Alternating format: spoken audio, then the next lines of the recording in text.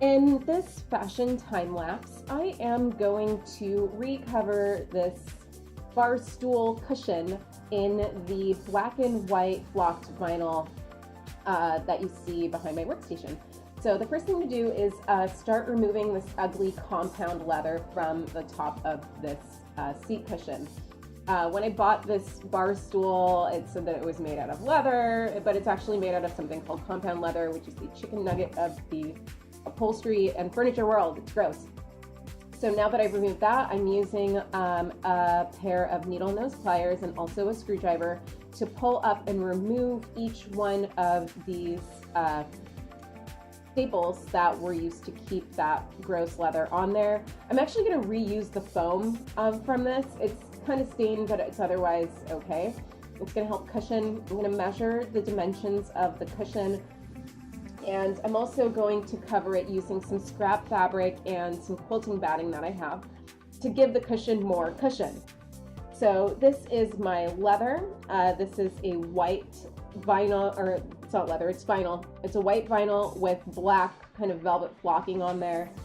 I'm going to go ahead and cut it to the dimensions that I need, which is the square plus an additional 3.5 inches. That way I can wrap it around the cushion and really give it a nice finish. So now that I've got my batting and my foam on there, I'm going to use my scrap fabric. This is like a very thin piece of scrap jersey knit. I'm going to put that on there and cover the cushion and the batting with that first. So that way the completed cushion is more even on the edges. It'll look a lot nicer when it's finished.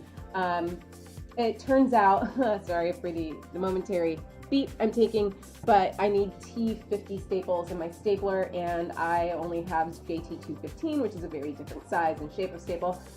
But I do have a few, so I'm going to go ahead and use that. What I'm using is an upholstery stretcher to pull the scrap fabric taut while I staple.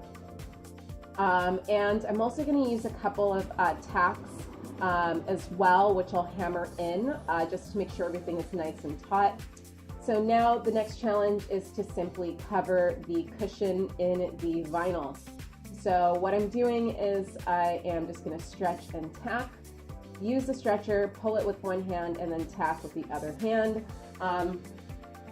Some people have noticed that sometimes I switch hands. I am ambidextrous. This is my one mundane superpower. So depending on whatever works, just use whatever hand works. So an upholstery stretcher is really great to have. It puts a lot of even pressure on whatever it is that you're stretching over whatever it is that you're stretching.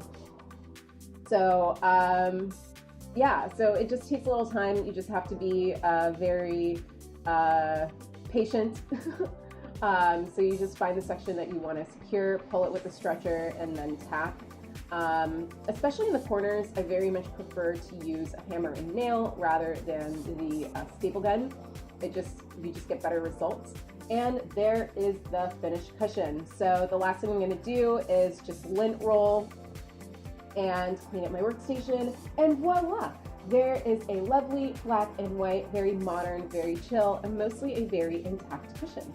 So enjoy. Feel free to join me again on Fashion Made Live whenever you want to see Fashion Made Live. Thanks for watching.